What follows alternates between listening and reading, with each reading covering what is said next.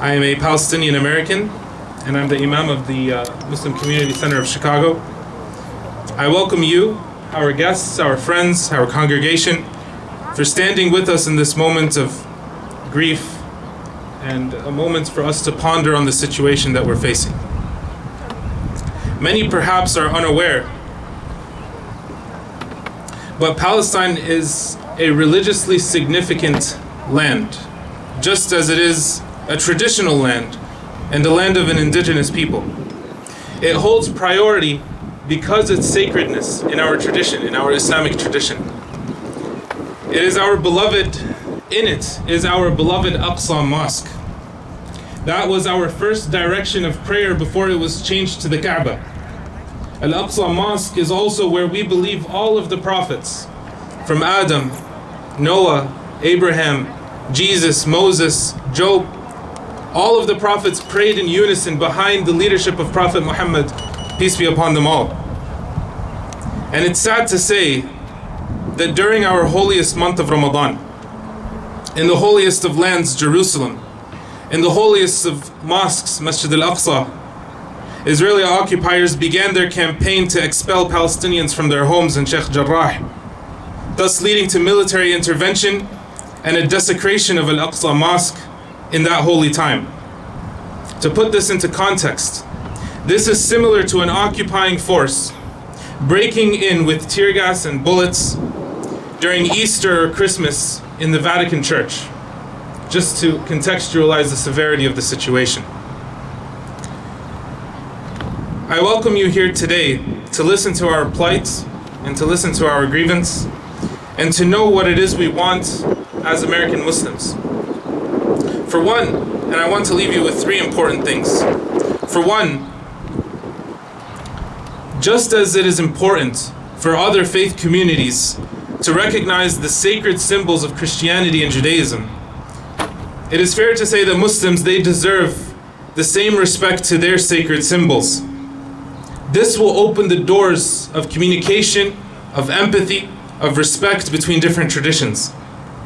We also grieve the lives lost in this asymmetrical brutality.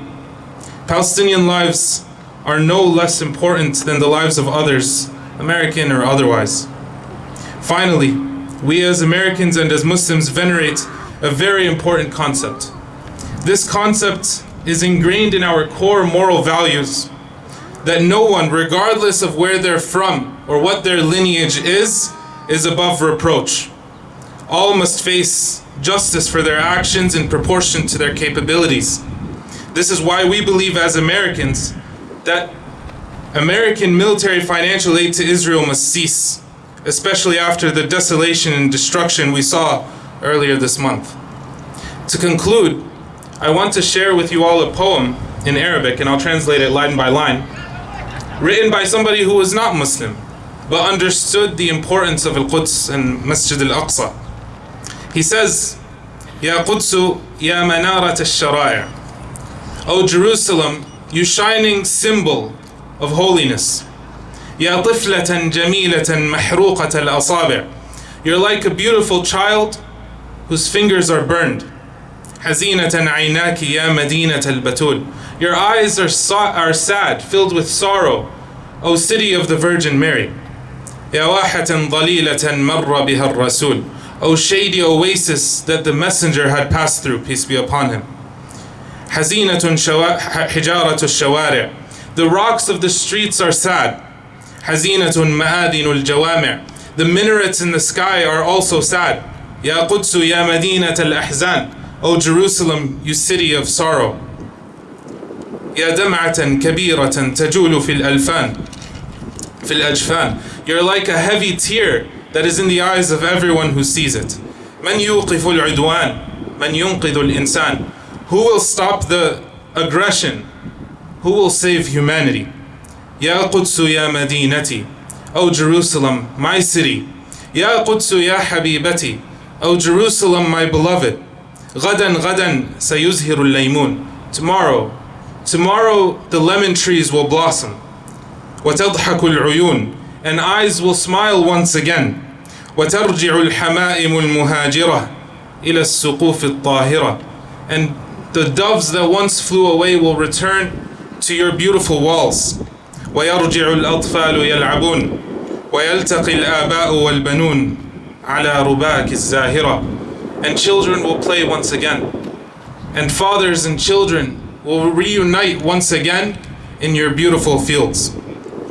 I appreciate everyone's time and effort in coming here and standing with us today. And I welcome our upcoming speakers and thank them for their efforts. Thank you very much. Assalamu alaikum. Peace be upon you.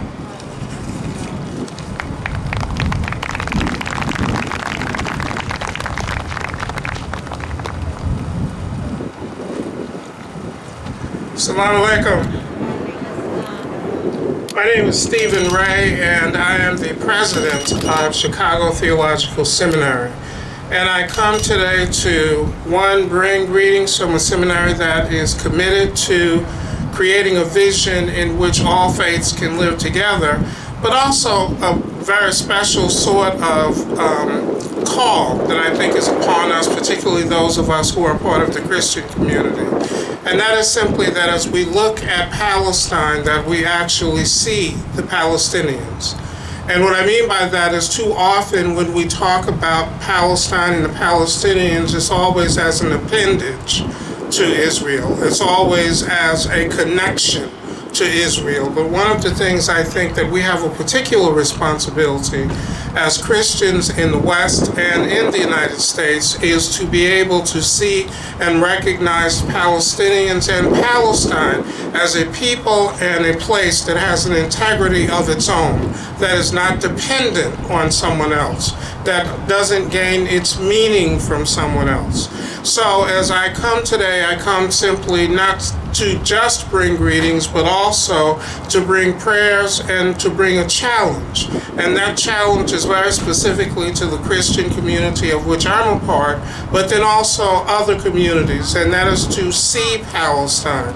And I know I'm sounding redundant now, but part of what the problem is certainly when I visited Palestine, I was very clear that we don't see that or those people or the people who live there and are trying to find a way to flourish there when we look at our newscasts, when we look at our news feeds, when we look at the news about what's happening there. It gets reduced to a simple war between religious terrorists and those who are trying to protect a religious homeland. And I think that when that reduction happens is when we lose the capacity to use all of the power that we have in our good faith and in our resources to recognize and help to bring peace. Because at the end of the day, when we talk about what happens in Palestine, what happens in Israel, we're talking about what kind of future are we giving our children? What kind of world are we giving our children? Are we giving our children a world in which those who remain unseen can be slaughtered under the massive attacks of bombs and of tanks, or are we giving them a world in which they can flourish?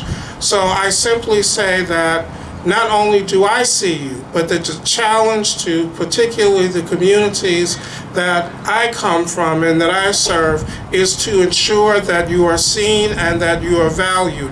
Because at the end of the day, Palestine doesn't exist simply as an appendage of Israel, nor does it exist as an afterthought with Israel. Palestine is Palestine, will be Palestine forevermore. And for that we give thanks to God. Amen.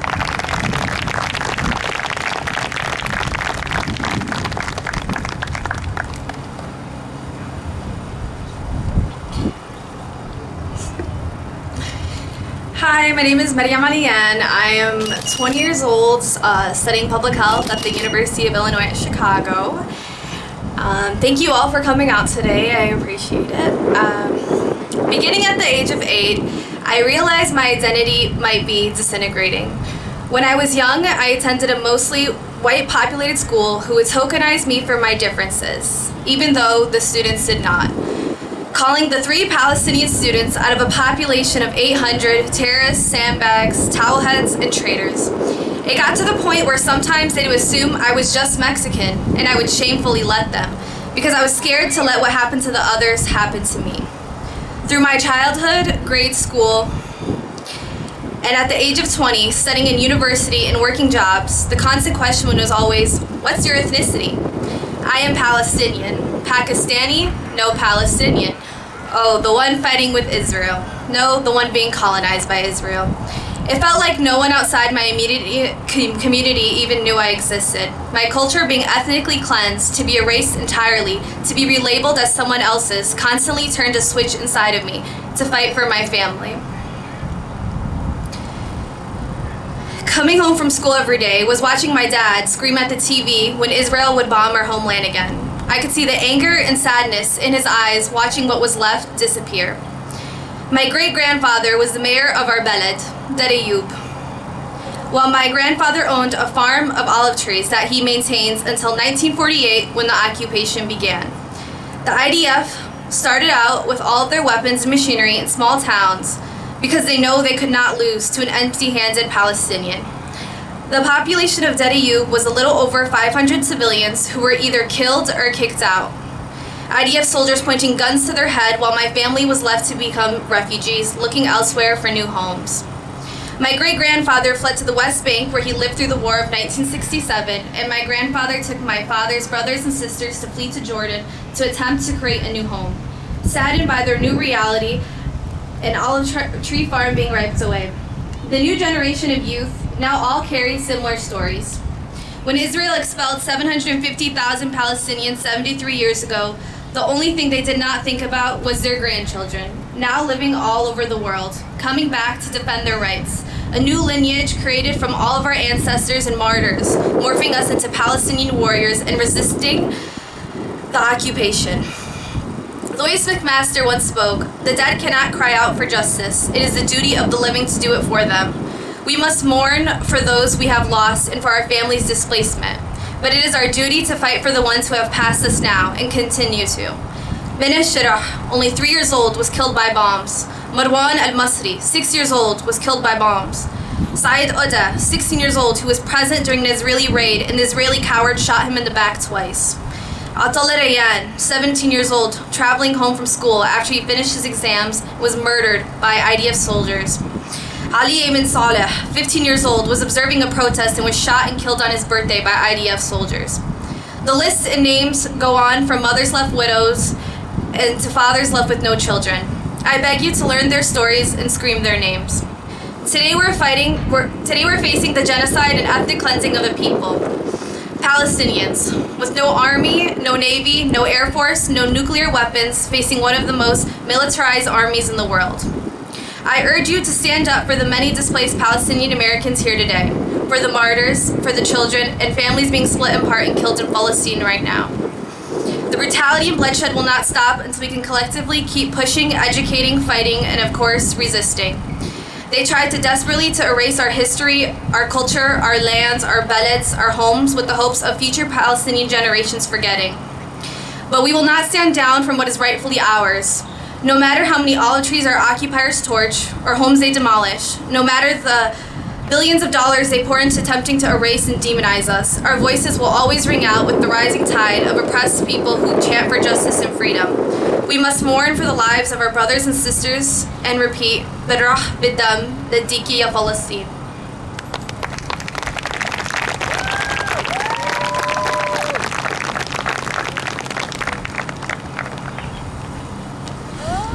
Assalamu alaikum. You know, just a few days ago, actually, no, I forgot to introduce myself. My name is Tariq Khalil, and I am the education coordinator with the American Muslims for Palestine, and I'm also a board member of the Chicago chapter. Just a few days ago, the New York Times published images of Palestinian children who were murdered by the recent Israeli assault on Gaza. And there was backlash. Our humanization causes backlash. The fact that you can humanize the Palestinians is a threat. That's considered a threat, and that is the reason why we must keep fighting for justice and liberation in Palestine. And I am going to limit my talk to discussing HR 2590. This is the resolution. I call it, it's actually popularly called the Betty McCollum Bill, and for good reason. She initiated this twice before, in 2017, HR 4390, and also in 2019, HR 2407. This resolution, inshallah, will become law, and it's this resolution that will change the narrative once and for all. And we're seeing that change as we speak today. So far, this resolution, which calls for, and I'll just read the text very, very briefly. It should take me, the face recognition needs, there we go.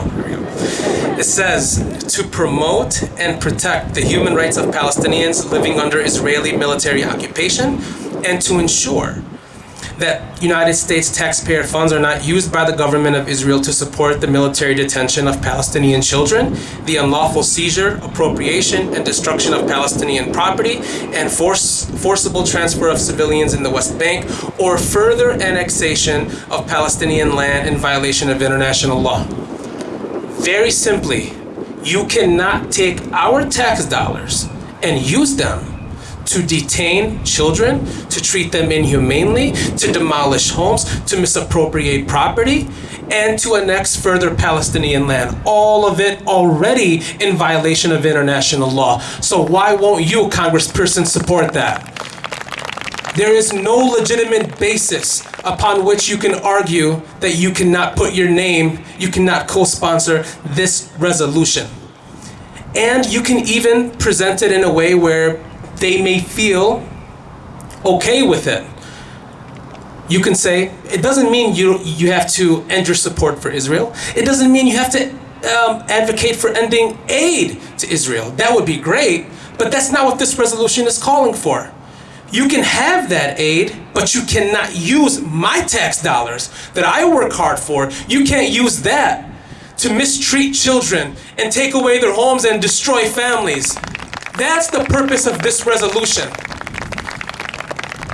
Now, while it's, we may not have had 24 co-sponsors if this was proposed 10 years ago, but now we have 24 co-sponsors. That is progress, but it's still, quite frankly, disappointing that there's only 24 co-sponsors.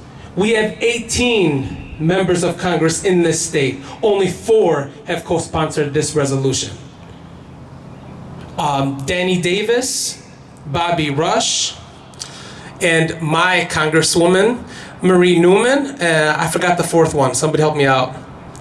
There's definitely a 4th. I'll remember the name in a second. How could I forget him? Chuy Garcia, that's right. So we have 4 members of Congress in Illinois that have co-sponsored this resolution. We need all 18. So now is our chance. Now is our time to spread the word and spread the message that you cannot stand on the side of injustice and get away with it anymore. I want to add one last final point. I know there are some skeptics. There are people that are pessimistic about this whole endeavor. What is this really going to achieve? Israel's still going to continue to do what it wants to do. By the way, I used to be in that camp. I used to believe that this is all for naught, that we're spending our time and we're spending our resources and we're not really getting much from it. But we can use this opportunity as an educational tool. We can educate our congresspersons about the history of Palestine and explain to them what is happening on the ground right now and why it's in violation of international law. So we can use it as an educational tool. And also, we put them in the corner. You must take sides.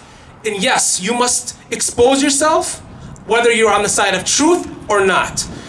The world needs to know where you stand. Are you on the side of the oppressor or the oppressed? Are you on the side of justice or injustice? Which side do you stand on? Are you on the side of detaining children and treating them inhumanely, or are you on the side of human rights and dignity? You pressure them to take a stand on this. Pick a side. If you say you're on the side of mistreatment, of violations of international law, of annexation, of demolishing homes, okay, now I know where you stand. We can expose you. But rest assured that because our voice is being heard and because the Palestinian human rights and the fight for Palestinian human rights is no longer taboo, your seat is in jeopardy. So we make them know that if you are not on the side of justice and on the side of pro-human rights, you will lose that seat. There is no second, third, or fourth, or fifth term for you. And that is our mission, that is our goal. Keep the fight, and free Palestine. Thank you.